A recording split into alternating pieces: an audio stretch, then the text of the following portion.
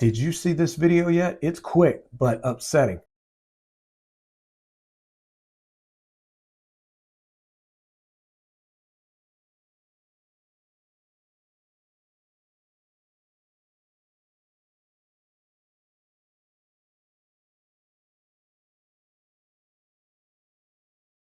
All right, I got that video from the Instagram account Police Scent or Police Scent. I'm not sure how to say it. And I wanted to give a reaction just to inform those in law enforcement who have not gotten a lot of defensive tactics trainings, some things to be on the lookout for. First thing I noticed was when this inmate, right before the punch, he's scratching his face like this. Now, that can be an indicator of pre-attack. And I'm not saying it's a guarantee. Like if you work in law enforcement and you get out with somebody and you see them rubbing their nose, that doesn't mean you immediately punch. Heck no, absolutely not.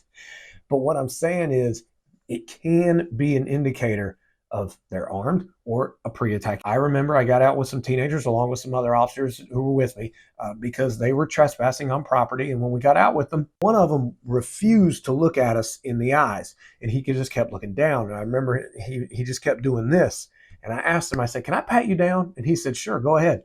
And I found 2 bayonets on him, one in the left pocket, one in the right pocket. Not little pocket knives, bayonets. I kid you not. So this is just something to be on the lookout for. Patting the waist, blading the body, looking around, pacing back and forth, rubbing the face. Once again, you just don't jump into the use of force because someone was rubbing their face, okay? But that was one of the first things I noticed. I don't know if the deputy was a corrections officer or a patrol, I don't know. But anyway, looks like a corrections officer. I'm just gonna call him deputy. But what was also concerning to me was the fact that the deputy on the far left had no idea what to do. Now, I'm gonna give him the benefit of the doubt. Maybe, just maybe, he was brand new. And he had never been in a situation like that. And he honestly had no idea what to do because you can talk about situations like that all day long. Until you're actually in a situation like that, you don't know how you're going to react. To which I, once again, if you follow me, you know I've talked about this till I'm blue in the face.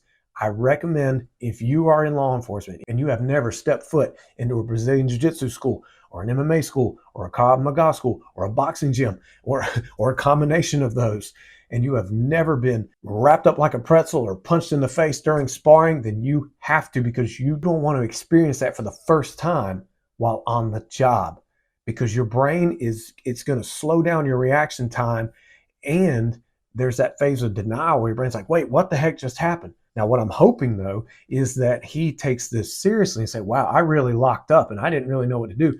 Therefore, he needs to get into a school somewhere to get his confidence going and his ability to protect himself and defend other deputies or inmates if this kind of thing happens again, which chances are there will be some use of force at some point that he'll have to use. When I worked patrol, there was not one officer I knew who was not part of a use of force incident. And no, we were not out there looking for it. Are you kidding me? I hated use of force incidents, but I was training for them because it can get very dangerous, very fast, and I wanted to be the one to effectively and quickly gain control of someone. And there were times when I got kicked, I got slapped, but I knew how to fight through it and counter that by gaining control of the person. And yes, my coworkers made fun of me after it. But having said that, I really applaud the instant willingness to act by the backup officer who was right there and grabbed the guy who and clearly understood the fact that where the head goes, the body will follow.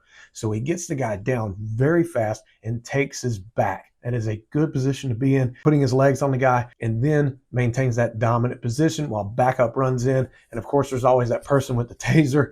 And I got nervous when officers were solely focused on that taser. But this is just another reminder that things can go from very peaceful and calm, and a person can be so cool and cooperative to bam, just violent as could be. Another thing is you got to keep your distance from people, at least 1 arm's length away. Sometimes when 99 interactions with people go well, it's that 100th one that will throw you off because your brain likes what it's familiar with. So therefore it can slip into denial or complacency because of the 99 things that have gone in your favor without just a surprise punch like this deputy unfortunately experienced. So if you work in law enforcement, please take defensive tactics seriously in addition to case law and policies and driving and firearms. I get it, but you're in a career where there's a Brazilian Jiu-Jitsu black belt and retired Las Vegas Metro Police Sergeant Mike Bland said in the documentary Wristlock, you're in a job where you'll have to control people. It would make sense if you're good at it. I hate to see that this happened. Be careful out there. Keep training, keep learning, and I wish you all the best.